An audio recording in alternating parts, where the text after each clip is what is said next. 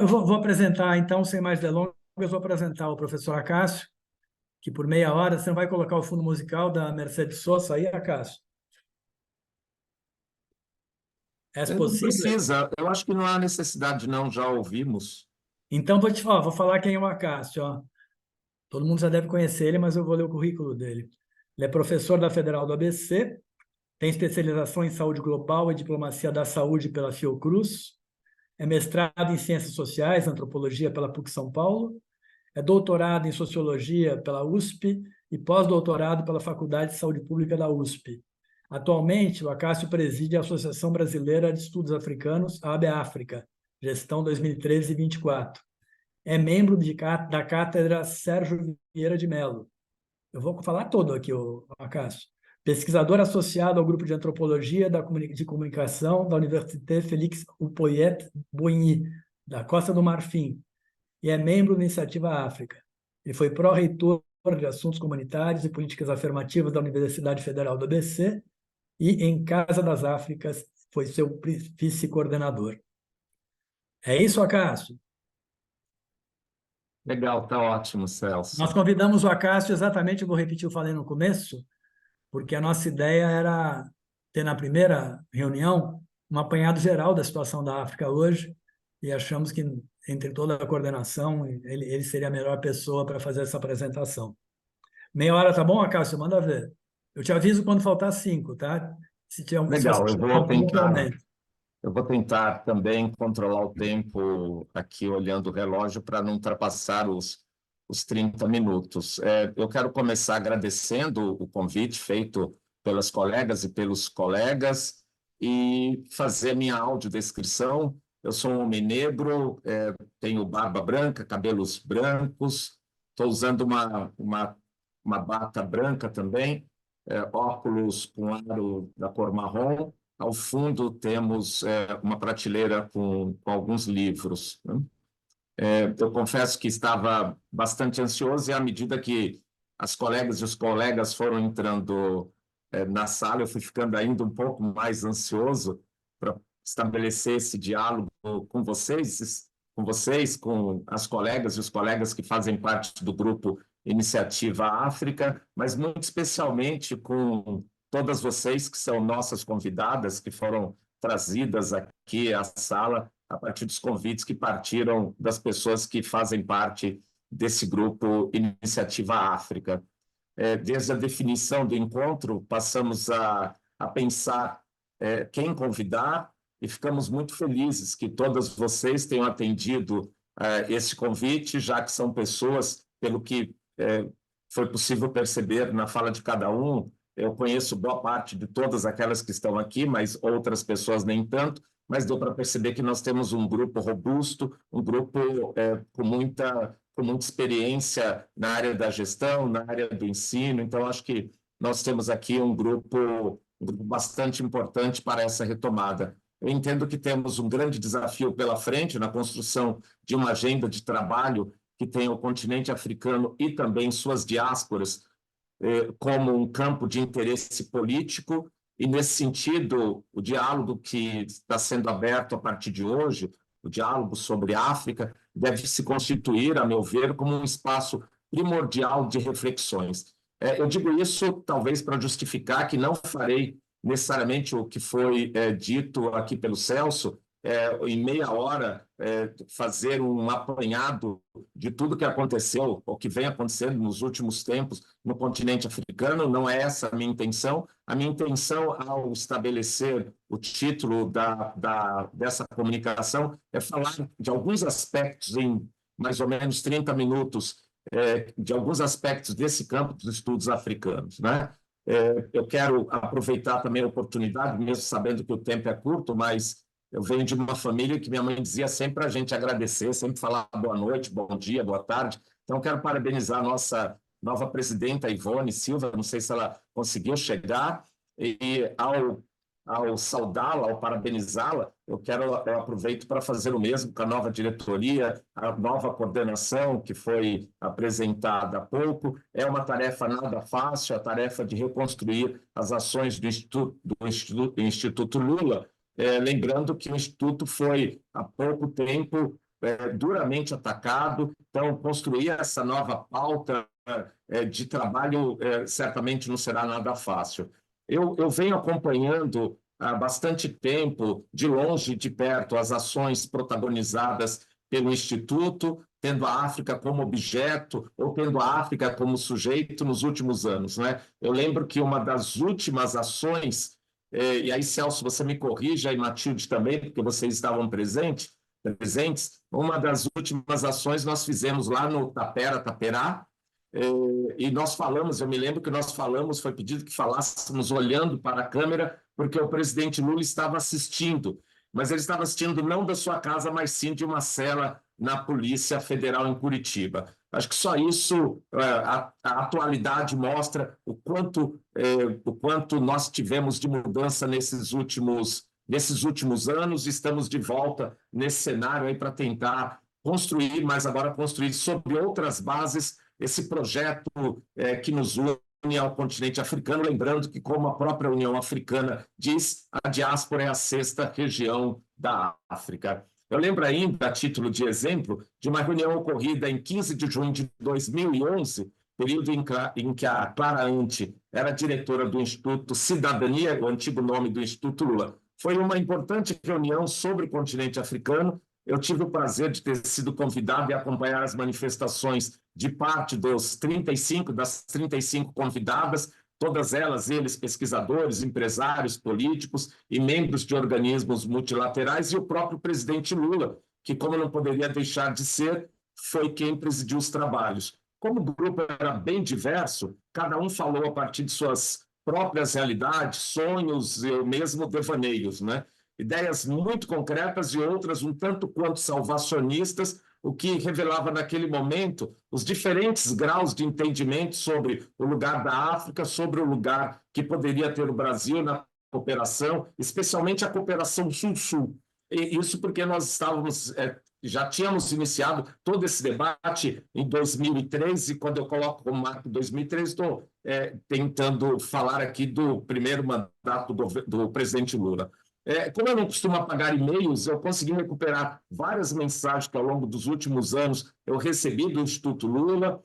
O convite, naquela época, que foi assinado pela Clara Ante, dizia o seguinte: é com alegria que confirma a realização da primeira reunião organizada pelo Instituto Cidadania sobre o continente africano.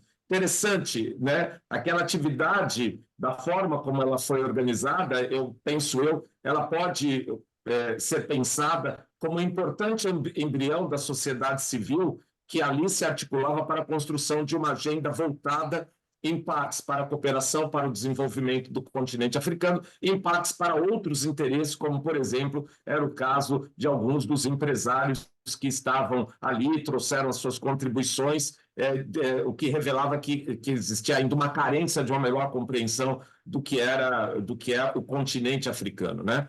13 anos depois, então, 2011, agora nós estamos em 2024, e o número, 13 anos, e o número não deve ser um acaso, estamos aqui reunidas com o objetivo de dar continuidade a um novo projeto, o que nos obriga a muitas ações, entre elas, olhar para o passado não tão longínquo e mapear o que foi feito nos últimos anos, especialmente, mas não exclusivamente, pós-2003, início do primeiro mandato do presidente Lula, e momento em que acompanhamos a construção de uma nova política externa do Brasil para a África, dentro do grande projeto de uma política externa ativa e altiva. Muito embora tenhamos tido, ao longo dos últimos 13 anos, a manutenção do debate sobre aspectos das relações do Brasil com o continente africano, no Instituto Lula, eu digo no Instituto Lula porque é o Instituto Lula que está promovendo essa atividade, que está nos recebendo, mas lembraria também de inúmeras atividades feitas pela Associação Brasileira de Pesquisadores Negros, que tem um grande protagonismo nessa área, e de grupos de pesquisas situados em diferentes universidades. Eu penso que a história recente confirma o que o presidente Lula afirmou inúmeras vezes: só é possível ter uma política externa ativa e altiva em um governo ativo e altivo, né? Isso talvez explique, pelo menos em partes, o fato de que temos tido, em todas as instâncias, relações muito pendulares com o continente africano, mesmo lembrando que temos na África parceiros de longa data, né? E eu falo isso um pouco com muita atenção ao que foi produzido nos últimos anos e logo mais eu vou tratar também de forma muito rápida sobre essa produção. Eu uso o termo pendular para falar da descontinuidade das ações que oscilam em função de inúmeros fatores, né? E destaco que, a menos que eu esteja errado, o único projeto de longa duração que temos até hoje é o Programa Estudante Convênio Graduação, que no cenário internacional coloca o Brasil no lugar de principal formador de quadros para os países africanos, né? Ele recebe o título de programa, mas aqui se cabe pensar se esse programa não poderia ser repensado à luz desse novo momento de um diálogo mais horizontal com o continente africano. Ou seja, eu acho que nós formamos quadros, mas nós não temos tido a capacidade de orientar, de organizar essa formação para a construção de uma agenda que seja essa agenda da cooperação Sul-Sul. O PEC, como é chamado o Programa Estudante Convênio Graduação, nasceu em 1965. Eu sou também de 1965. E ele foi fundamental para a construção do campo dos estudos africanos no Brasil, como podemos perceber acompanhando as teses defendidas pelos primeiros estudantes africanos que aqui chegaram e que foram recebidos na Universidade de São Paulo, mas o professor Belucci está aqui também. A Cândido Mendes também teve um papel, em determinado momento, um papel muito importante na acolhida de estudantes africanos. Outras colegas que estão aqui, suas instituições também recebem estudantes africanos, né? Mas é interessante perceber como, naquele primeiro momento, esses estudantes se debruçavam sobre temas que tinham relevância para as sociedades africanas. Então, eu costumo dizer que nós temos aí um berço fundador, e nesse berço fundador nós temos muitas estudantes africanas, muitos estudantes africanos. Na atualidade, pensamos os novos diálogos sobre a cooperação Sul-Sul, Brasil-África e a educação superior. Eu acho que interessa conhecer as necessidades enfrentadas pelo continente africano, seus países, suas sociedades, para atingir, por exemplo, as metas do milênio, as metas dos Objetivos do Desenvolvimento Sustentável, para pensarmos também a própria Agenda 2063. Então, esse grupo aqui, imagino eu, ele se constitui ao mesmo tempo como um grupo que ajudará a construir propostas interessantes, mas que também deverá tomar pé de fatos importantes ou uma construção importante que se dá nas diferentes áreas em inúmeros países do continente africano. Eu penso, né, são eles que poderiam orientar melhor essa Agenda 2063, ou os ODS, ou uma compreensão melhor sobre as sociedades africanas, que poderiam orientar melhor, por exemplo, a distribuição de vagas para estudantes africanos em nossas sociedades, ou seja, onde nós precisamos de mais médicos, que não é o nome do programa, mas onde nós precisamos de mais médicos, não faz sentido continuarmos oferecendo apenas vagas para letras. Nós precisamos atuar, já que nós estamos falando de uma cooperação Sul-Sul, nós precisamos ouvir um pouco mais, né?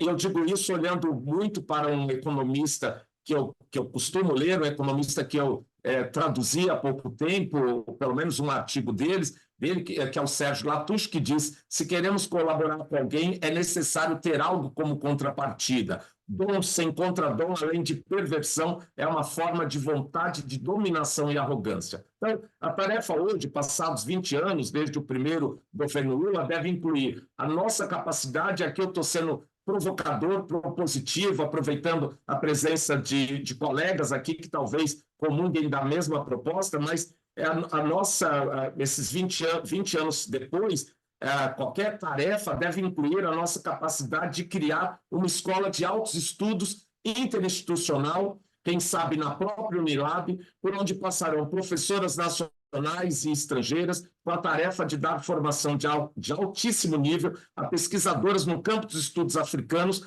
tendo como prioridade as companheiras e os companheiros do movimento negro. Isso porque as relações Brasil-África sempre foram parte do projeto do movimento negro, que, no entanto, sempre fica de fora quando nós estamos tratando de política externa, quando nós estamos tratando de relações internacionais. Então, nesse novo momento, é necessário permitir que o movimento negro tenha maior participação, e eu apresento já como uma proposta a ser discutida futuramente, essa criação de uma escola de altos estudos.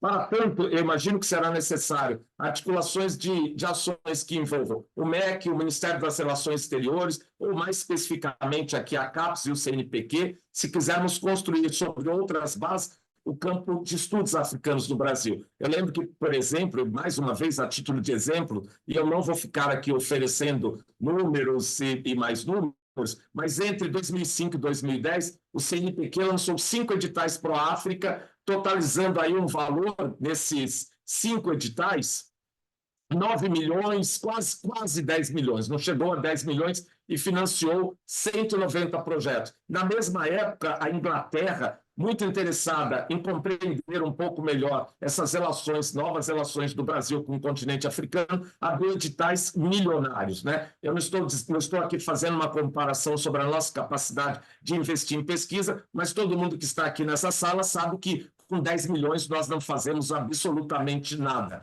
Fazemos, quando muito, prospecção, né? Então, os inúmeros eventos, projetos e ações sobre África desenvolvidas no Brasil, especialmente nas universidades públicas, nos últimos 20 anos, revelam que importantes avanços estão em processo. Vale lembrar que o Brasil sediou, em 2006, a segunda Conferência Internacional de Intelectuais da África da Diáspora, a segunda CIAD, com o tema A Diáspora e o Renascimento Africano. Existe uma carta que foi tirada, que é a Carta de Salvador, que vale, que é leitura obrigatória para todos nós, assim como eu acredito que seja leitura obrigatória para todos nós, os anais desse grande encontro, que foi presidido pelo Gilberto Gil, pelo professor Alpha Konaré, que na época era o presidente da União Africana, e teve como presidentes adjuntos o chanceler Celso Amorim, que na época era o ministro das Relações Exteriores, e a ministra Matilde Ribeiro, que está aqui na sala conosco também. Eu poderia passar a noite oferecendo exemplos que indicam os avanços dos últimos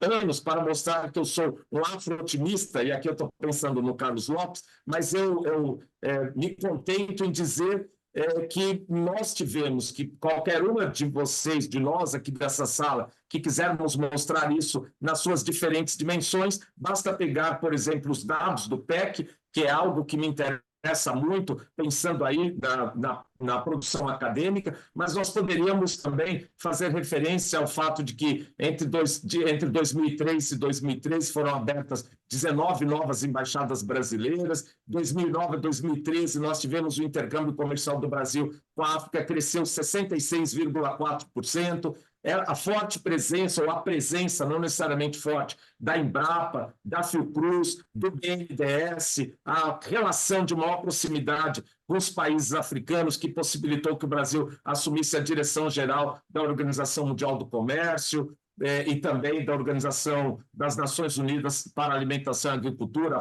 a FAO. Então, eu acho que nós temos um cenário aí bastante importante. Bem, feitas essas considerações iniciais, eu vou tentar agora, em mais 15 minutos, entrar exatamente no que eu pretendo, né? Depois, lembrando que o texto finalizado ele será compartilhado com vocês, na esperança de que vocês também façam as críticas e nos ajudem me ajudem a ter um texto melhor, né? Eu começo explicando o texto, explicando o título poético e enigmático, né?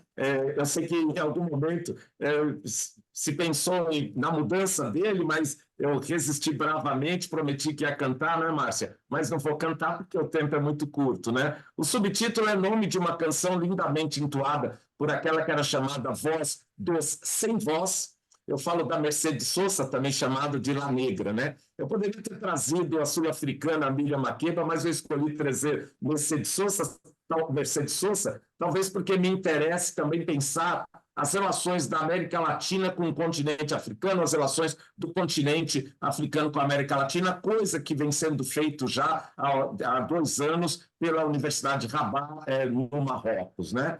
Eu penso que o título da canção, assim como a sua letra, nos coloca diante de uma questão que perdura. O Sul é possível? E aí eu estou pensando academicamente, né? A forma como o Norte Global rasgou a Agenda 2030 me enche de dúvidas. Eu falo mais especificamente agora do período da pandemia de Covid-19, mas tratarei dela ao tentar apresentar, dessa música, ao tentar apresentar minhas rápidas reflexões sobre o campo dos estudos africanos. Então, completo a apresentação feita pelo Celso para dizer o seguinte, que talvez explique o meu lugar aqui, a partir de onde e com quais elementos eu trago essa comunicação para vocês. Desde 1999 eu desenvolvo o trabalho de campo na Costa do Marfim, país da África do Oeste, que na semana passada ficou mais conhecido pelas brasileiras, pelos brasileiros, né? Mas todo mundo já esteve em contato de alguma forma com a Costa do Marfim, já que é um país que produz mais de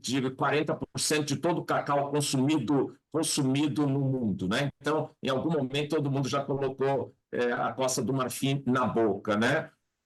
Foi lá que eu fiz parte da minha formação acadêmica na Universidade Félix Houphouët-Boigny.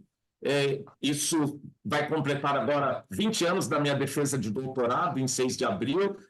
A minha ida à Costa do Marfim se deve a uma bolsa da CAPES, então por isso que eu sempre faço questão de lembrar, não se faz pesquisa sem investimento, e foi para o desenvolvimento de uma pesquisa de doutorado que buscava avaliar os impactos do HIV/AIDS em 3 aldeias de uma região da Costa do Marfim. Depois eu volto novamente outras vezes, mas voltei em 2007, com bolsa de pós-doc da FAPESP, que é a agência de financiamento de fomento aqui de São Paulo, para uma pesquisa sobre migração aqui, sobre migração e saúde. Aqui no Brasil, fui orientando do professor Fábio Leite, que foi orientando do professor Fernando Mourão, que é conhecido de muitas de vocês. O professor Fábio Leite é parte de uma geração que, na década de 70, foi para a África do Oeste, lá realizou suas pesquisas, mas também de gente que foi lá para estudar, como, por exemplo, a professora Ieda Castro, o professor Júlio Braga, a professora Margarida Petter, pessoas que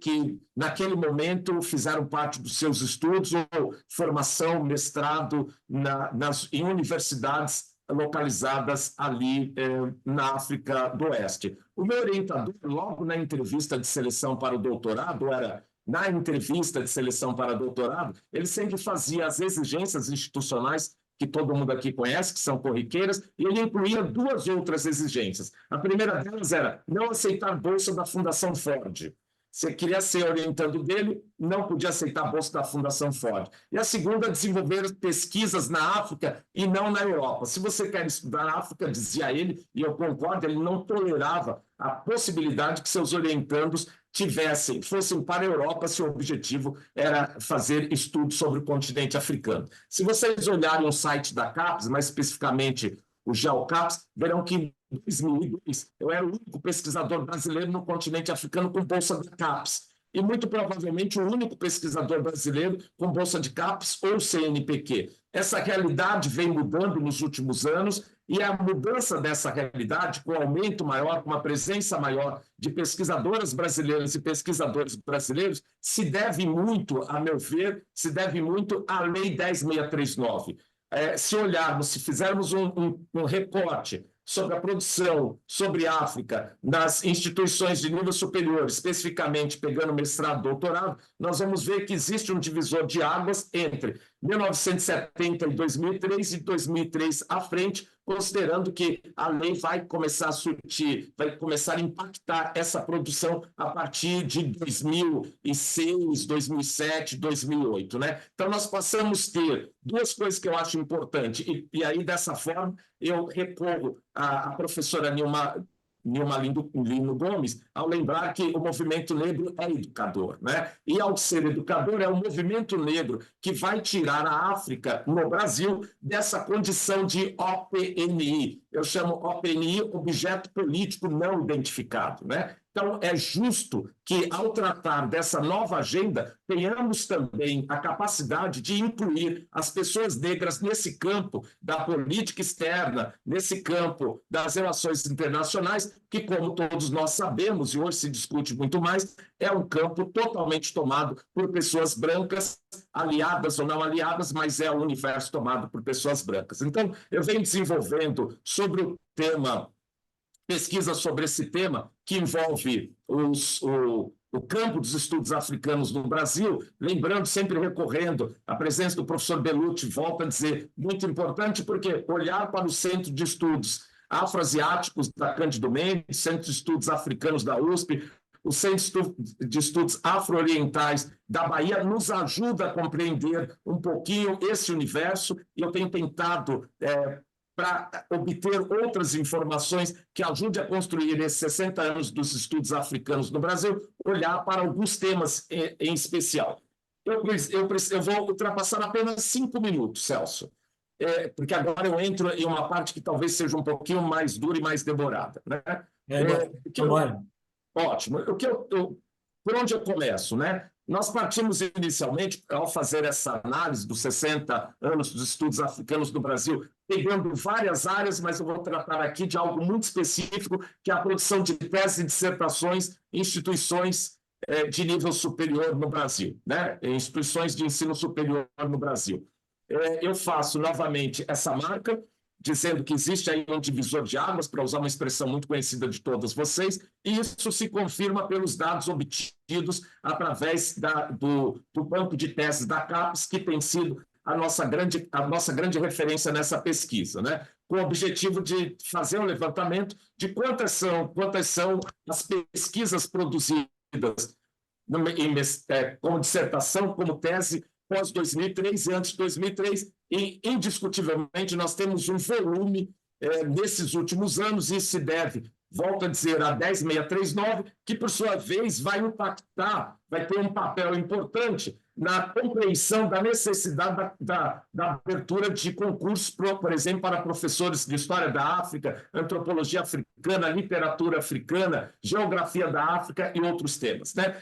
Mas, para fazer isso, eu fui obrigado a partir de uma diferenciação feita já anteriormente por um pesquisador pouco conhecido, mas talvez conhecido de algumas de vocês aqui da sala, que foi o Luiz Beltrán, falecido há pouco, talvez há 8 anos, 6 anos talvez, o Luiz Beltrán, quando ele passou pelo Centro de Estudos Africanos na USP, né? No levantamento sobre africanismo brasileiro, que inclui também uma bibliografia africanista de 1984, ele apresenta um projeto, não, mas ele apresenta um texto muito, muito interessante, e ele faz uma divisão naquele momento, mostrando que a produção numericamente menos expressiva era de estudos africanos, o que ele encontrava no CEA, o que ele encontrava ao fazer uma análise da produção de teses e dissertações, e que essa produção costumava ser confundida com os estudos africanos, com estudos afro-brasileiros, né? Então, a minha primeira preocupação foi separar metodologicamente o que nós poderíamos colocar como estudos africanos daquilo que deveria ser chamado de afro-brasileiro, e essa separação foi feita, né? O Beltrán informa já naquele momento, na década de 80, que havia 3 campos de interesse no Brasil para os estudos africanos.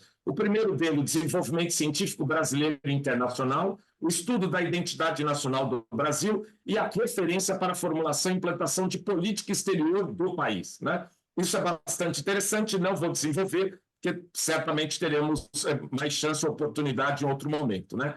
E pensar a importância desses estudos remete de forma mais imediata às relações entre o Brasil e o continente africano. Então, eu poderia usar como referência a cooperação na área da saúde ou um campo específico, mas a minha preocupação foi olhar, e logo vocês vão entender por quê. Mas, ao olhar para essa produção, uma questão que me vem, e uma questão que eu coloco aqui, porque eu considero ela extremamente importante, e que precisa ser respondida, quando olhamos para esse volume produzido, a questão é muito simples, mas talvez ela exija que desçamos com escafandro a águas mais profundas, e para manter um diálogo que já tinha sido começado pelo Paul Tondi, que é um filósofo beninense, ou beninois, que faleceu agora no início desse mês, uma grande perda. Aliás, nós temos tido grandes perdas nessa área dos estudos africanos, como foi o embaixador Costa Silva, como foi o professor Mourão, como foi o professor também, como foi o professor Beltrán, e outros tantos que eu não me vêm agora. Lancine Silla, que também morreu. Então, nós temos aí um grupo de muita gente que morreu e que nos faz falta pela sua produção. Mas a pergunta é, em que medida os estudos africanos realizados no Brasil são verdadeiramente africanos? Essa é uma questão que dá sentido a essa pesquisa, né? Os estudos africanos realizados no Brasil se inserem nas grandes problemáticas da África e nos grandes debates filosóficos e científicos africanos, ou tem como motivações a visão deturpada das realidades africanas? Eu tendo a acreditar que nós ainda flertamos muito com a biblioteca colonial ao produzir sobre a África, né? Existe ainda uma tara muito grande sobre crianças-soldados, sobre miséria, sobre pobreza, né? Muito embora tenha aí uma geração hoje trazendo novos temas. Mesmo sabendo que há a comunidade científica internacional que valida a qualidade das pesquisas científicas e que os intelectuais brasileiros são marginalizados, não tanto quanto os africanos, mas muito próximo, é possível realmente desenvolver pesquisas sérias e comprometidas, estando fora da África, sem a participação da África e sem a influência decisiva dos seus maiores interessados e sem diálogo com os intelectuais e as intelectuais africanas e sem conhecimento do campo das sociedades africanas? Essa é uma questão que eu coloco. Né? Essa é uma questão, porque ao mesmo tempo que nós tivemos um aumento nesse volume, quando nós olhamos o destino das intelectuais, dos jovens pesquisadores, continua sendo não para o continente africano, mas quase sempre para a Europa. As respostas a essas questões que eu coloco rapidamente aqui exigem pesquisas empíricas que possibilitem, primeiro, inventariar os trabalhos realizados pelos Centros de Estudos Africanos e também as pesquisas desenvolvidas nos programas de pós-graduação. Então, quando falamos de estudos africanos, nós normalmente estamos nos referindo não apenas a uma disciplina. Aliás, essa disciplina não é comum no Brasil, né? Mas a todo um conjunto de disciplinas que tem a África como objeto de estudo. E aí, uma lembrança do nada sobre nós sem nós, né? Por isso, temos olhado para disciplinas como História da África, Antropologia e Sociologia africanas, Linguística africana, Política africana, Filosofia africana, disciplinas que têm cada dia aparecido mais nos nossos currículos. Então, torna-se inevitável, por isso, colocar um segundo bloco de questões. Existirá algum tipo de unidade entre essas disciplinas? Ou elas apenas se relacionam individualmente por terem como principal objeto a África, sem estarem interrelacionadas de alguma forma? Eu digo isso porque, ao olhar o atual estado da arte, né, o que nós vemos é que, certamente, elas não apenas se sobrepõem para fazer o estudo do mesmo objeto, mas, por outro lado, elas não têm nos ajudado a fomentar, por exemplo, a criação de novos centros de pesquisa. Muitas vezes é o mesmo objeto olhado por diferentes perspectivas ou de ângulos diferentes pela história, pela antropologia, quando, na verdade, nós poderíamos uma proposta que fosse mais original, e é assim que eu vou terminar, e mais 3 ou 4 minutos com as minhas observações. Então, o que eu venho pensando, né? Se essas disciplinas não necessitam umas das outras, se cada uma delas consegue florescer por si só, sem recorrer a disciplinas vizinhas, então não há qualquer necessidade de reuni-las numa mesma instituição.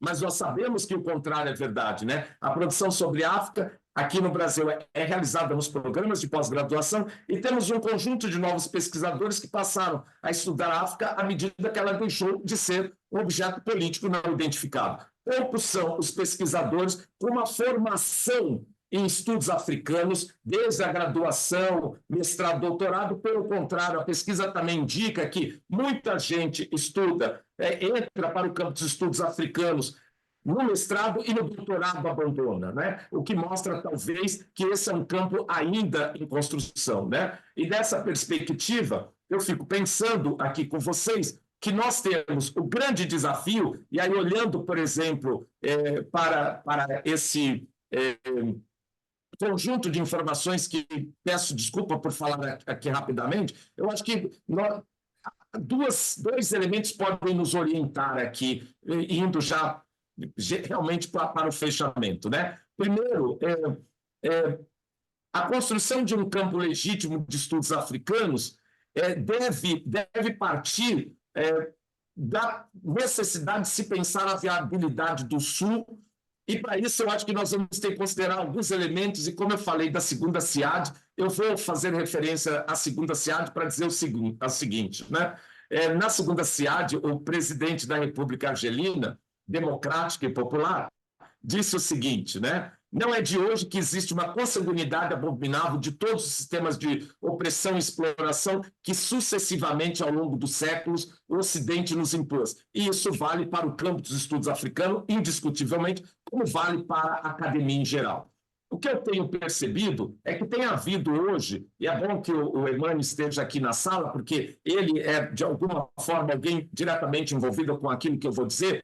Existe um movimento dentro das instituições africanas, pelo menos aquelas que eu conheço, numa tentativa de se criar uma proposta, e a gente vê isso muito através do Codesia, que seja uma agenda do continente africano que não tenha como grande objetivo a produção de artigos que servirão apenas para capitalizar aquilo que é um anseio de ser reconhecido pelo Ocidente, ser reconhecido pelas instituições do Norte, né? Eu fico pensando que cada vez mais, nessa retomada dos 20 anos, será muito necessário que todas nós tenhamos em mente a possibilidade da produção de uma agenda que seja uma agenda que, de fato, leve em consideração aquilo que significa a cooperação Sul-Sul. Nós acumulamos nesses 20 anos, nós temos um acumulado de conhecimento que se traduz nos mestrados e nos doutorados, são teses e dissertações que foram publicadas, mas elas não foram publicadas, que foram defendidas, mas que não foram publicadas e que poderiam servir, inclusive, para o estabelecimento de uma agenda com as instituições de ensino e pesquisa. Eu tenho percebido cada vez mais que existe a construção, que tem havido a construção de uma agenda de pesquisa dentro das instituições, e o Brasil, dessa nova possibilidade de um reencontro com as sociedades africanas, já que eu disse que as relações são pendulares e agora o pêndulo está do nosso lado, acredito eu, e aí eu termino fazendo referência a um provérbio africano que diz: o ferro deve ser malhado enquanto ele ainda está quente. Eu acho que esse momento mostra que o ferro está quente. Esse momento que se traduz pela apresentação, pela fala do presidente Lula na União Africana, pelos movimentos que têm acontecido em diferentes regiões da África, de uma aproximação com o continente africano feito de uma outra maneira. E aí nós vamos ter que considerar que a disciplina e o conjunto de disciplina que se chama estudos africanos certamente terão o mesmo significado na África, certamente não terão o mesmo significado na África, no Brasil ou na Europa, e nem tampouco na China, né? Tem muito a ver com a perspectiva dessa cooperação. Exemplo que eu poderia dar aqui: investimentos na prospecção de recursos estratégicos. Não é o nosso caso quando eu estou pensando especificamente na nossa universidade. E eu quero aqui reafirmar que a minha visão ao aceitar o convite feito pelos colegas é de ajudar a contribuir para a construção de uma agenda que leve em consideração que nós não podemos mais continuar estabelecendo um tipo de conhecimento que tenha como objetivo a capitalização do norte global e que será gerido por eles, que é isso que continua acontecendo. Eu acho que nós temos que redirecionar hoje as nossas pesquisas no sentido, e por isso que eu chamo a atenção para a inclusão do movimento negro, de pesquisas que possam traduzir de uma outra forma e sobre outras bases o nosso desejo de fazer uma construção que não seja mais essa construção em que os negros vão para bater palmas e os brancos vão para falar e para conduzir essa política e que possamos, de fato, ter a África, ou ter o Brasil como a sexta região da África. Termino agora, Celso, terminei mesmo só dizendo uma coisa. Na Costa do Marfim, as pessoas dizem que os suíços fazem os melhores relógios, mas que os africanos é que controlam o tempo. Foi a primeira vez que eu sou convidado para falar em 30 minutos aquilo que eu levaria certamente 2 horas e meia. Então, peço desculpas pelo atropelo, espero ter contribuído um pouquinho e depois eu faço circular o texto na versão como deve circular, com todas as ideias, de forma mais completa. Obrigado. Cássio, super obrigado, viu? Você vai ter a chance de dar uma aula para a gente em 2 horas e meia e espero que seja breve. Que aqui nós temos os limites do horário, dos compromissos que as pessoas têm a partir das 9. E, se não, muito mais, a tua apresentação foi brilhante, nos ajudou muito e foi essencial para o nosso pontapé inicial dessa reedição do Instituto África, Instituto Lula, da Iniciativa África no Instituto Lula. Agora, você lembrou 2 coisas que eu quero assinalar antes de abrir a palavra para os presentes. Vou lembrar primeiro que a gente tem mais meia hora em que vai dar um tempinho para algumas pessoas se inscreverem. Entrem no chat, coloquem o nome, que a gente vai dar oportunidade para algumas poucas falas durante meia hora. Mas eu quero só, antes de abrir a presença, vocês podem se inscrevendo pelo chat. Fazer 2 observações de coisas que você lembrou muito bem. Primeiro, nossa homenagem a professor Alberto da Costa e Silva, professor Fernando Mourão e o diplomata, poeta, escritor Samuel Pinheiro Guimarães. Nos deixaram do ano passado para cá, colaboraram muito com o Instituto Lula. 2 deles fizeram parte do Conselho África do Instituto em 2012 e 2014, que dariam enormes contribuições para a gente se estivesse agora conosco. Então, nossa homenagem póstuma a esses 3 que tiveram ligação direta com o Instituto.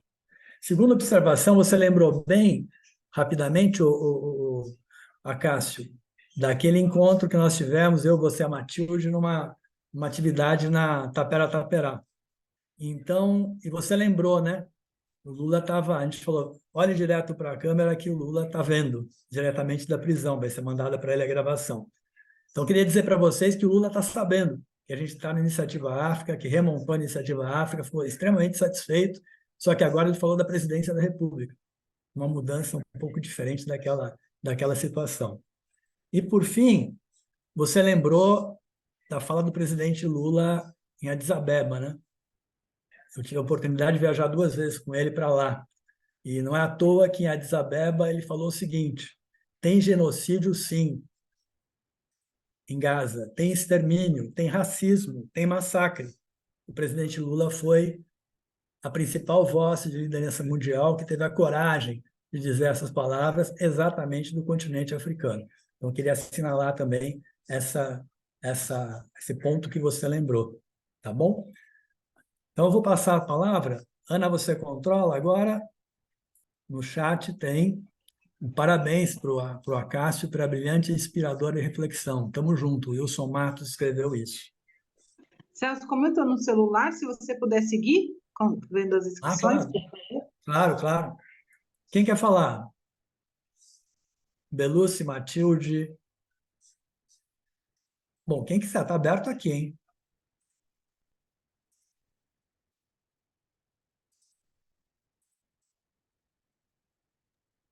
Perguntas?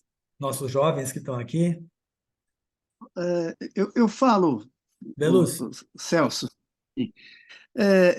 Bom, sobre a apresentação do Acácio, é só elogiar. Ele foi preciso, perfeito, brilhante. Acho que colocou os principais pontos que nós temos que retomar e discutir aqui. Eu concordo muito mesmo com o que ele colocou. Parabéns, professor, por uma síntese, inclusive, muito bem feita, muito corrida, mas, ao mesmo tempo, muito clara, viu? Coisa que é muito difícil de fazer, sem dúvida. Só tocar com um ponto com muito destaque, a questão do PEC que você falou. É fundamental o Brasil poder saber tirar mais proveito desse instrumental que ele tem há muito tempo. Eu trabalhei muitos anos com PEC, trazendo alunos africanos para cá, e sei que ele tem muitas deficiências. O Brasil não aproveita isso aí. Aí nós podemos fazer muita coisa a esse respeito. E a outra coisa, onde também se pode aprofundar muito aqui nesse nosso trabalho, seria dessa separação, de trazermos mais gente para estudar a África, da forma como o Acácio levantou, ou seja, a temática dos afro-brasileiros e a temática dos africanos. E é necessário que os brasileiros, e sobretudo os negros brasileiros, mas não só, porque senão eu me excluiria disso, estudem a África e dos seus verdadeiros problemas, que são distintos dos problemas dos negros aqui no Brasil. Inclusive, uma coisa que me chama muita atenção aqui do movimento negro ainda, e não só do movimento negro também, dos brancos brasileiros também, quando vão estudar a África, volta-se muito para a questão da religião, a busca da ancestralidade, que é muito válido, mas nós não podemos nos bastar por isso. Nós não temos praticamente estudos de brasileiros sobre a antropologia africana, da sua sociedade, como é que é constituído o seu poder, a sua economia. Isso é praticamente inexistente de brasileiros, é muito pouco.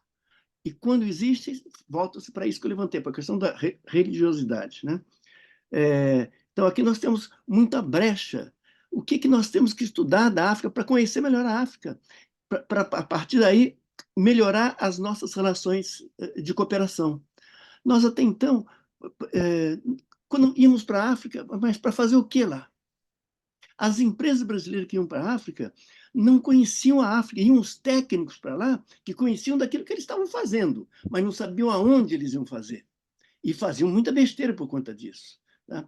E mesmo o Itamaraty só a partir do governo Lula começou a mudar a sua política interna. Era que entre nós era muito fraca a atuação do Itamaraty em relação à África, até a entrada do Lula em 2003. Né?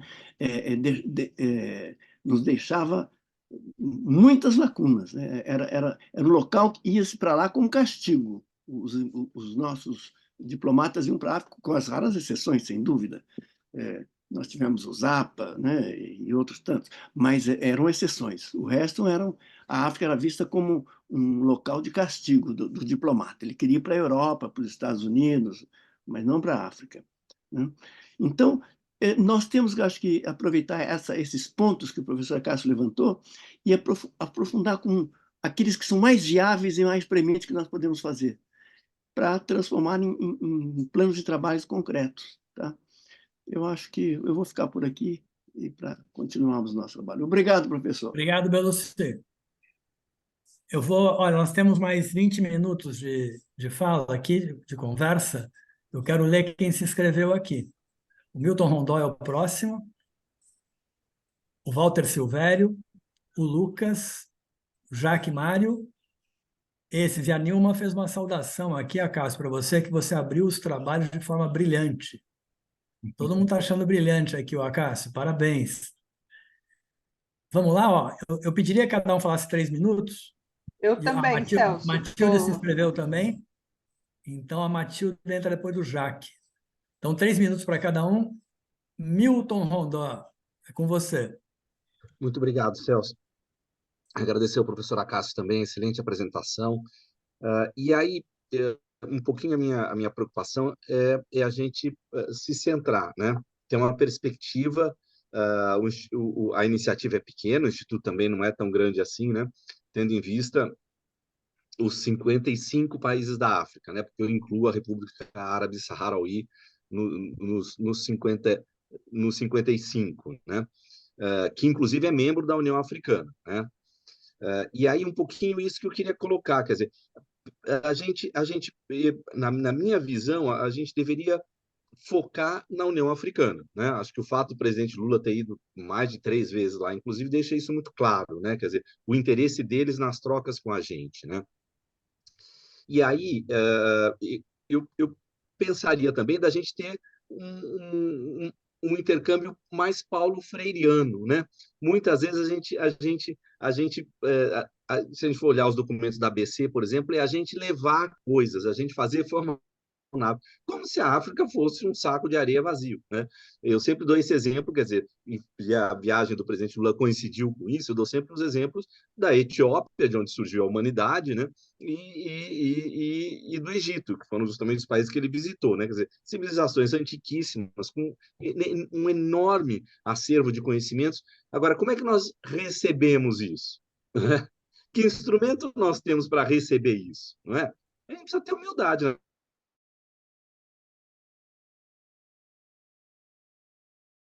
Importante. E aí eu dou o exemplo da CELAC, quer dizer, a União Africana, vamos pegar para uma coisa bem simples, a sede. A sede da União Africana só rivalizava com a sede da ONU, né? Sendo que agora nem mais isso. Depois que a China construiu aquele hotel maravilhoso do lado da sede da União Africana, a sede da União Africana tem mais, enfim, instalações do que as próprias Nações Unidas. Quer dizer, se a gente for pegar a CELAC, mas ela não tem nem um sobradinho geminado num subúrbio de qualquer cidade brasileira. Quer dizer, né? Então, há uma desproporção enorme entre a capacidade de integração da África e a nossa, né? Então, nós temos um universo para aprender com a África nesse campo. Então, e depois, um pouquinho já para terminar, quer dizer, eu acho que a gente deveria, de alguma forma, sensibilizar, buscar sensibilizar a sociedade brasileira e o governo que, minimamente, a gente deveria ter relações com todos os países africanos. Eu acho que no final do segundo governo Lula, faltavam uns 3. Agora, resta a questão da República Árabe Saharauí, né? E aí ela é parte da União Africana. Isso é muito interessante, né? Quer dizer, o Marrocos, quando ela se tornou parte, porque a maioria dos países africanos quis reconhecer a RASE, o Marrocos sai e depois volta. Depois de, acho que 5 anos ou uma década, não me lembro, ele volta. Né? Tal a força da integração africana. Eu acho que a gente teria enormemente a aprender e a mostrar ao Brasil, né? Olha o tanto que nós temos a aprender com a África. Eu tenho repetido isso nos artigos na Carta Capital, quer dizer, que a diplomacia africana tem sido muito mais ativa do que a nossa. A gente tem que ter humildade para reconhecer. Quem foi que abriu o pleito contra Israel na Corte Internacional de Justiça? Foi a África do Sul. O presidente da África do Sul estava lá na hora da sentença. A ministra das Relações Exteriores da África do Sul estava lá na hora da sentença. Onde é que estão se dando as negociações? A maior parte das negociações? No Egito. Onde fica o Egito? Na África. Então, eu acho que a gente sabe, a gente de fato, a gente precisa buscar uma relação horizontal com a África. E eu acho que esse é o canal. E encerro, os nossos irmãos saharauis estão muito chateados porque naquela foto do presidente Lula com o Blinken, tem um mapa atrás, que acho que era na sala do presidente Lula, um mapa mundi enorme, onde nada mais, nada menos, consta a República, o Saara Ocidental como parte do Marrocos. Então, vamos aproveitar, dar um toque lá para a assessoria do presidente, dar uma olhadinha nesse mapa e, se for o caso, trocar de mapa, que esse mapa é ruim. É isso, valeu. Muito obrigado.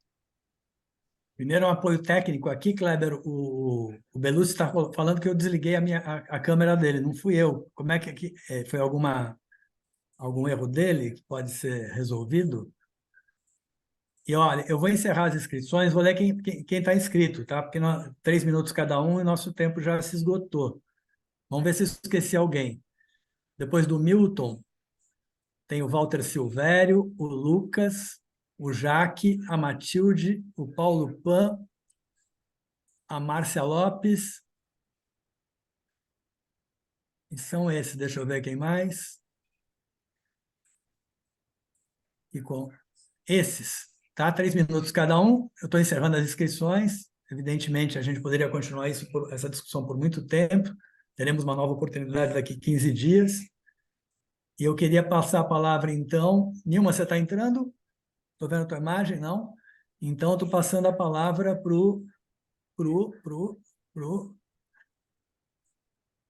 Walter Silvério e depois o Lucas, tá bom? Walter, 3 minutos.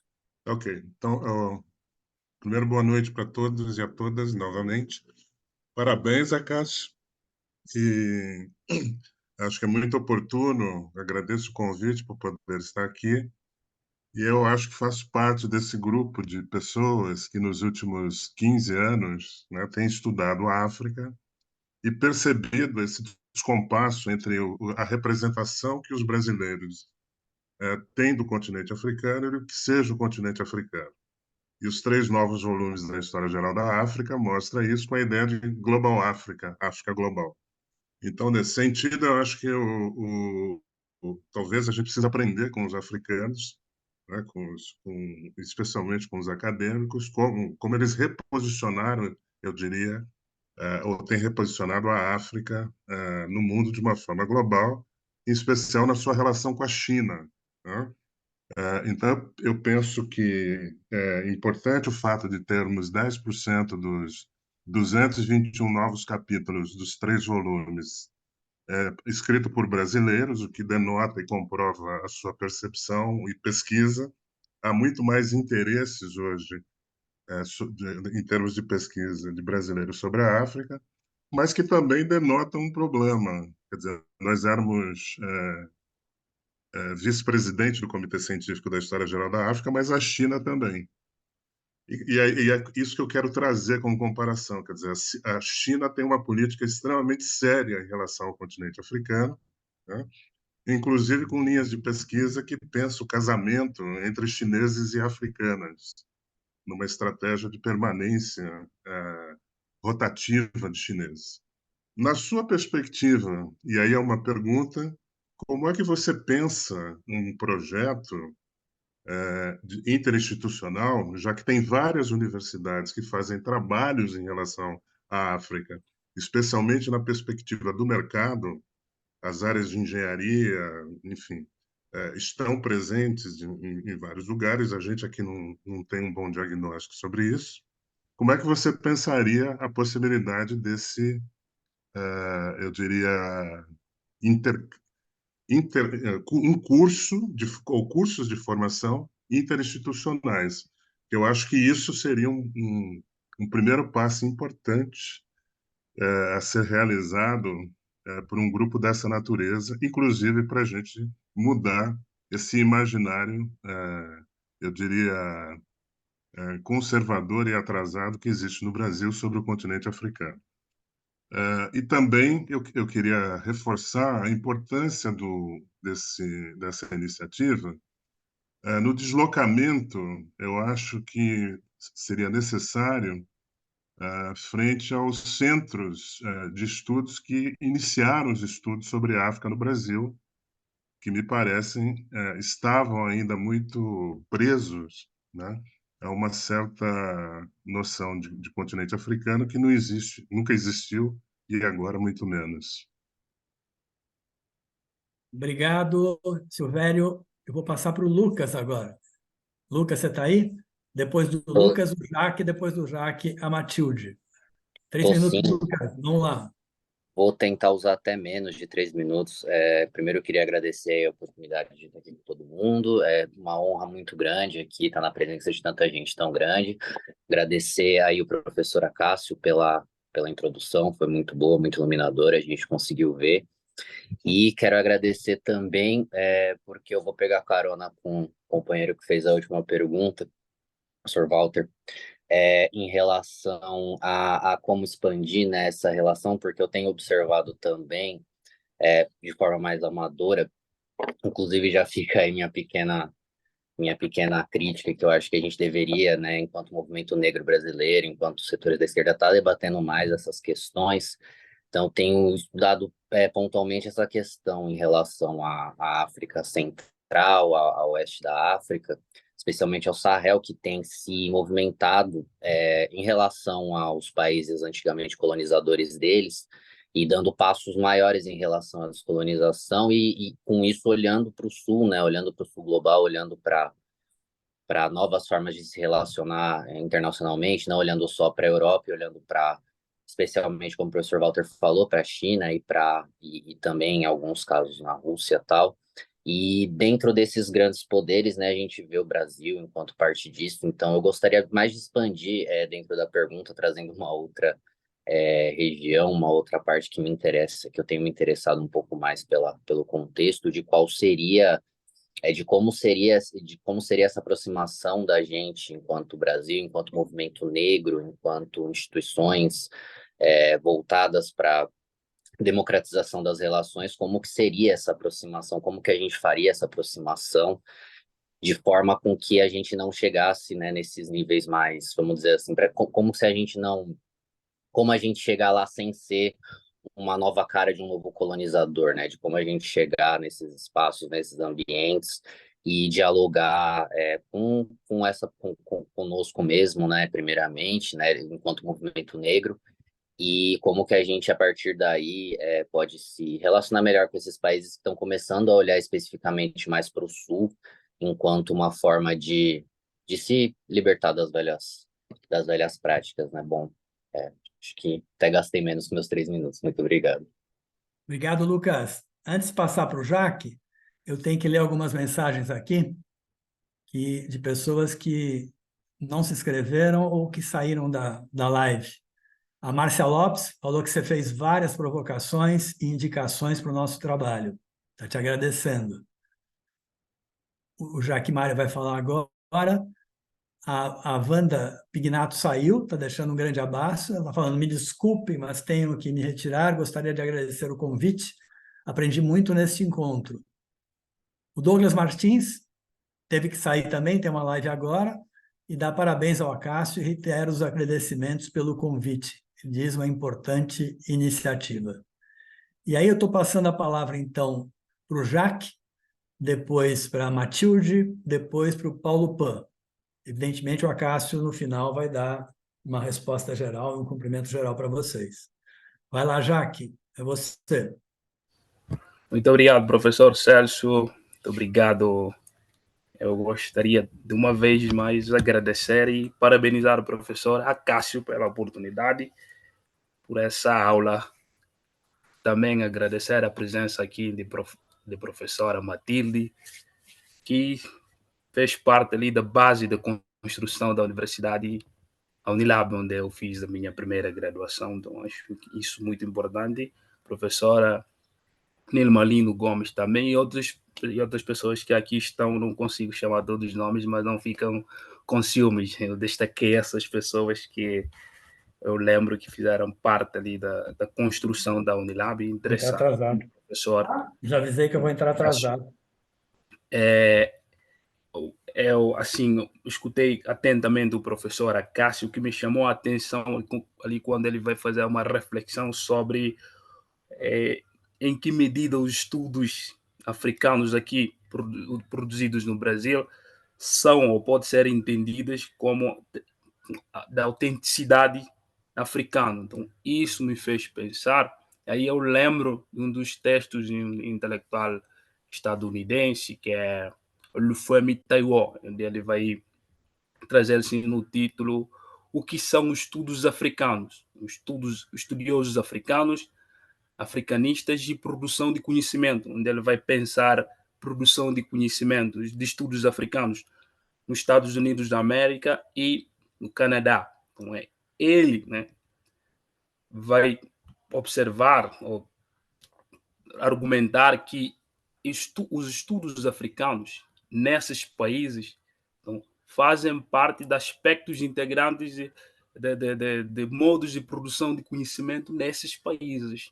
Assim, pode ter crítica de quem fez esse estudo, quem financiou esses estudos, ou para que fins esses estudos são financiados. E ali também tem uma discussão de que a gente pode até desconfiar, né? Pode indagar sobre os interesses de instituições internacionais em financiar os estudos africanos, que é aquela questão também de não cair na lógica colonialista, de financiar os estudos africanos ali para sustentar interesses dos colonialistas. Se isso também não está acontecendo também, por exemplo, nos nossos tempos com relação a questões do capitalismo. Então, aqui no Brasil, a gente também vai entendendo produções de estudos africanos, ao meu ver também, como parte integrante do modo de produção de conhecimento no Brasil, porque isso não pode, assim, ser visto de fora. Assim, eu já tenho experiência de colegas que tentaram mestrado em outras universidades com questões africanas, mas aí as instituições sempre vão dizer, não temos orientadores nessa área. Então, são poucas as universidades ainda que aceitam abraçar, né, ou aceitam acolher esses estudantes com seus temas, né, uma exceção da Unilab, que tem, né, abrido mais, se eu posso, assim, se eu não estou exagerando, né, apesar de não ter muitos cursos assim na pós, mas na graduação a gente vem tendo esses espaços de trazer esses estudos, não só sendo africano, mas esse estudo que vem contribuindo como parte ali na questão da identidade, questão da cooperação do Brasil, e sempre lembrando que, como o Brasil tem uma grande maioria, né, da população cujos seus antepassados vieram desse continente, e é interessante fazer essa relação não só na questão identitária, mas também na contribuição que o continente africano hoje vem tendo, né, ajudar na projeção do Brasil, não só nas comunidades, na comunidade internacional, em questões mais políticas, de defesa também ali, em parte, mas sobretudo na questão de comércio internacional, onde o Brasil vai se projetando mais o seu mercado internacional. Então, ali, essa questão de estudos africanos, né, é interessante incentivar não só os brasileiros negros ou afro-brasileiros e próprios africanos que vieram como eu para estudar aqui, mas também outras pessoas, né, que se interessam, não só pretos, né, que se interessam em estudar o continente africano, as identidades, modos de vida do continente, diferentes países do continente africano, que isso vai nos ajudar, né, que é um passo muito interessante que pessoas como o professor Acácio, né, já deram, isso é muito importante. Eu queria só fazer uma pergunta, não sei se estou ainda no tempo, como é que o professor, assim, pensa que o Brasil pode contribuir em forma de organizar mentes formados aqui, estudantes africanos formados aqui, profissionais, como é que esses podem regressar aos seus países e contribuírem no processo de desenvolvimento sustentável dos seus países, porque muitos, né, não têm um acompanhamento assim nos aparelhos dos Estados em termos de acompanhar esses intelectuais quando eles voltarem para contribuir nesses processos. Então, muitos acabam ficando aqui, outros, né, passando para o continente europeu e lá fazendo outras atividades. Então, se assim se eu fiz entender sobre a minha questão. Então, muito obrigado, professor, e obrigado pela atenção dispensada a todos. Obrigado, Jaque. Olha, os dois últimos inscritos, antes de passar a palavra para o Acácio, é o Paulo Pan e a Matilde Ribeiro vai encerrar essa rodada. Antes, eu quero assinalar aqui, a Márcia teve que sair, tem mais uma atividade, outra em seguida, falou que foi ótimo estar aqui, e já faz o convite para a próxima, né? Dia 14, vocês vão receber o convite, o professor Mário Teodoro, que vai fazer a apresentação para nós, a segunda dos Diálogos Africanos. Tem a despedida aqui da Rita Hipólito, que agradece o convite e deixa uma boa noite para todos, da Rosa Margarida, que diz que o Acácio fez reflexões fundamentais na sua fala, o Milton, a Márcia Lopes e a Wanda deixaram a saudação para o Milton, que ambas gostaram muito da sua intervenção, Milton Rondó. Então é isso, 3 minutos para o Paulo, 3 minutos para a Matilde, e daí, Acácio, eu vou te dar 5 minutos para você fazer uma resposta para todo mundo. A gente já estourou mais de 15 minutos aqui, tá, gente? Várias pessoas estão se retirando porque tem outras atividades, tá bom? Paulo Pan, 3 minutos.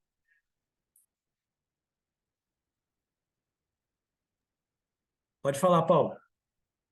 Opa, boa noite a todos e a todas. Obrigado, Celso, pelo convite. Parabéns, professor Acácio. Está travando? Tá travando? Uma contribuição muito simples. Como eu tenho uma relação mais próxima também. Está me ouvindo? Sim, sim, pode falar. Os agradecimentos e uma abordagem muito simples que normalmente eu tenho feito com o mercado privado é entrar no contexto de oportunidade. Só que oportunidade, os números não mudaram muito, os 10 países que mais crescem no mundo, 7 estão na África, daqui 2 décadas nós vamos falar que 1/3 da população economicamente ativa vai ser africana. E aí eu concordo quando o Milton falou a gente tentar deixar essa iniciativa, estabelecer um pragmatismo. Hoje eu estava falando com o embaixador da Etiópia, o Tafa Tulo, provavelmente vai confirmar um fórum aqui para o dia 13 de maio, e aí eu queria aproveitar, obviamente, e trazer todos para essa conversa, principalmente falando em Etiópia, que é um texto principalmente de União Africana, e 12 e 13 vou estar em Brasília com alguns embaixadores africanos, eu espero também trazer algumas intervenções importantes para a nossa própria reunião, próxima reunião, pensando em algumas ações mais práticas mesmo. E parabéns a todos. Obrigado, Paulo. Matilde, é você. É a última inscrita. Tem aqui, ó, agradecimento da Maria Luísa Risotti, falou que é um grande projeto. Parabéns pela palestra do companheiro Acácio. Matilde, você vai encerrar a leva de perguntas aqui. Sim, na verdade, eu vou fazer observações rápidas e uma pergunta. A observação é a seguinte: como ativista do movimento negro há mais tempo do que uma pessoa envolvida no processo acadêmico do país, eu tenho concordância com o que o professor Acácio falou em relação ao movimento negro não ter, ao longo da sua história, principalmente considerando os anos 70 para cá, se constituído enquanto protagonista neste processo de colaboração Brasil-África. As discussões existem nos vários formatos e amplitudes provocadas pelo movimento negro, provocada pela academia e, mais recentemente, provocada pela relação com o governo, mas, efetivamente, não existe um assento, né? uma participação mais sistematizada e com incidência política, de maneira mais global. Então, essa é uma questão que nós temos que nos debruçarmos. A segunda observação é que, a partir desse lugar, primeiramente de ativista, depois como ministra, que fui a primeira vítima e também a primeira agraciada nesse papel, eu agradeço muito ao presidente Lula, ao movimento negro, setores que me conduziram a esse papel e também as energias todas, as ancestrais e atuais, por ter vivido esse papel de ministra que, usando uma frase que o Acácio já trouxe, né, tem um divisor de águas na minha vida, antes e depois. Então, a partir desses papéis exercidos e agora convivendo com estudantes africanos, cada vez mais eu identifico o meu desconhecimento e o nosso desconhecimento enquanto brasileiros, sejamos ativistas ou até acadêmicos, sobre a realidade do continente africano. Me lembro de uma fala do professor da USP, Marco Aurélio Garcia, que era da história da USP, e eu conheci no governo Lula e no PT. O Marco Aurélio dizia também que na USP, assim como na diplomacia foi citado, mas que na USP ir para a área de África também era castigo, né? Então, aí temos muitas referências para reflexão, e eu aprendi muito fazendo parte das comitivas do presidente Lula. A África, eu fui a 21 países acompanhando o presidente. Infelizmente, não tinha tido até agora a condição de sistematização dessas vivências, dessas experiências, que eu nem vou fazer no pós-doutorado, mas certamente elas serão base para as minhas reflexões, e quanto mais eu ouço hoje, ouvindo o professor Acácio, me dá medo. Onde é que eu estou metida, né? Que responsa, né? Mas vou fazer aqui os meus recortes futuramente.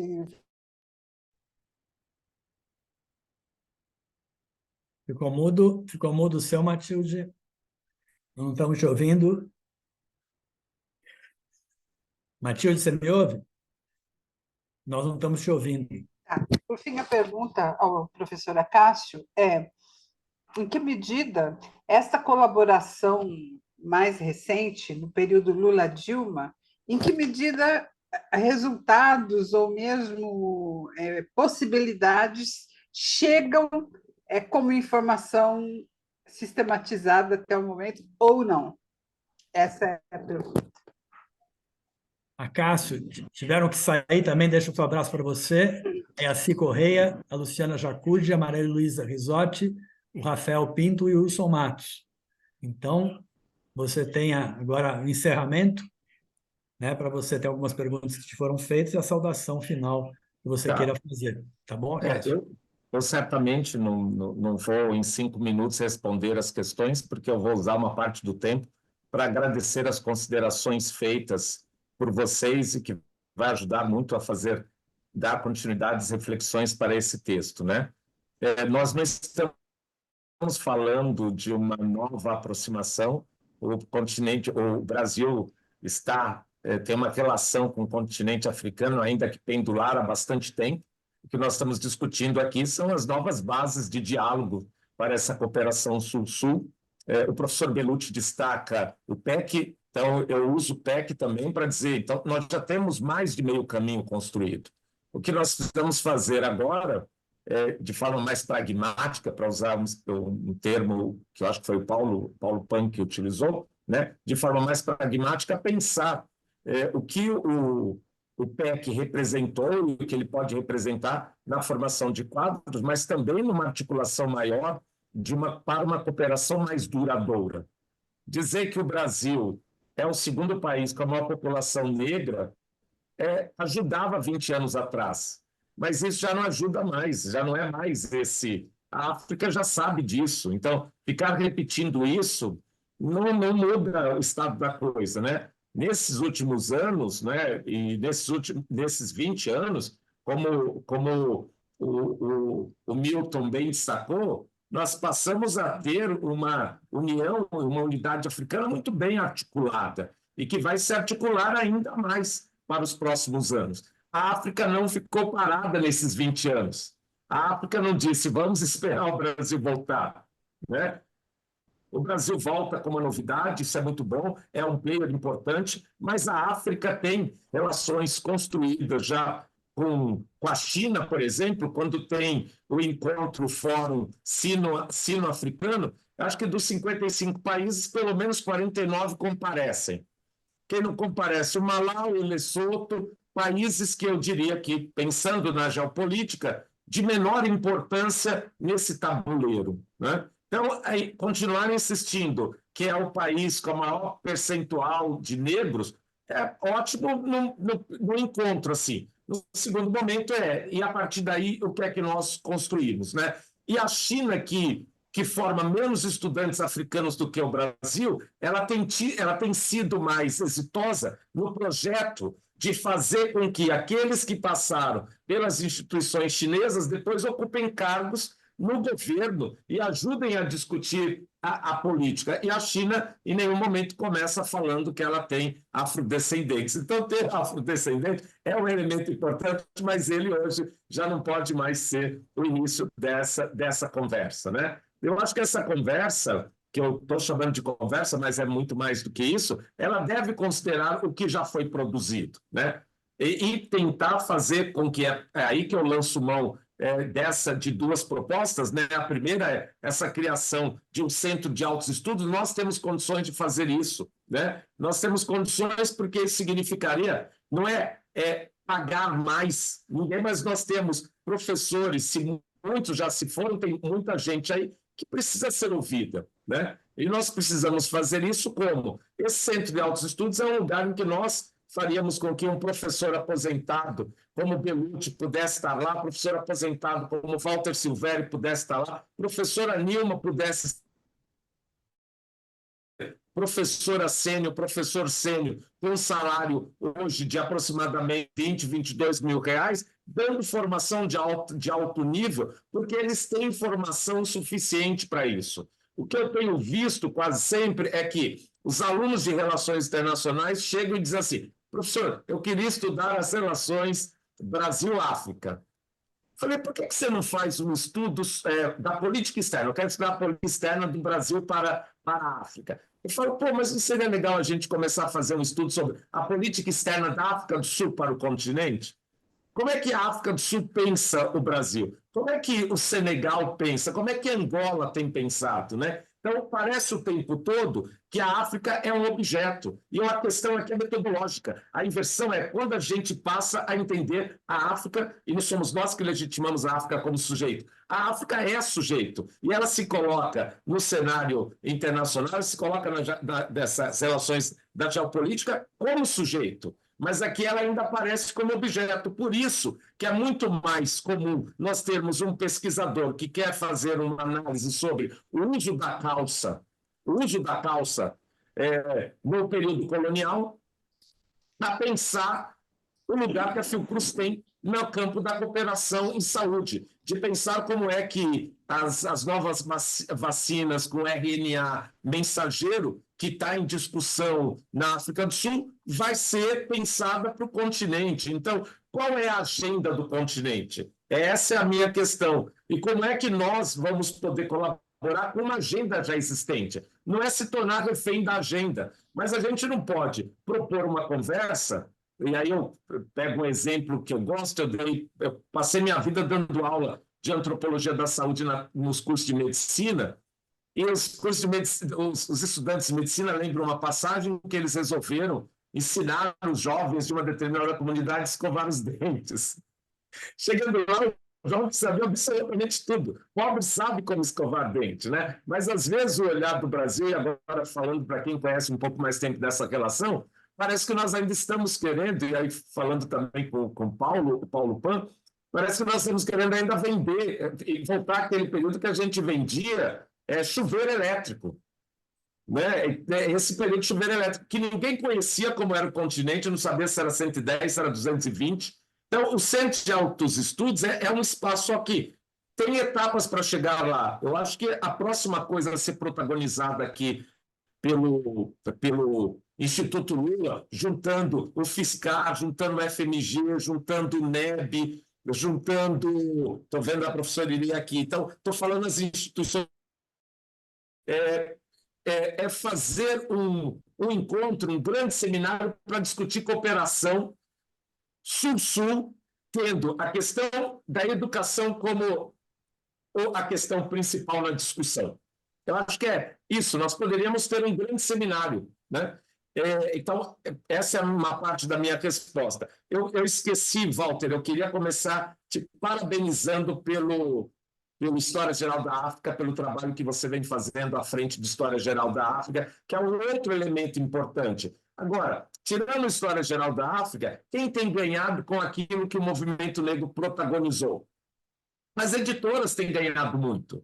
As editoras têm ganhado muito, mas nós precisamos fazer com que isso volte de alguma forma para essa camada da população. Nós apresentamos para Perseu Abramo, e aí eu termino, Celso, nós apresentamos outro dia para Perseu Abramo, e a Ana Flávia, eu acho que ainda continua aqui na sala, depois de uma provocação do movimento negro, a proposta de se ter um curso de política externa, de relações internacionais, para militantes que estão dentro do partido ou fora do partido, mas para que entendam como é que se constrói política externa, como é que se constrói relações internacionais.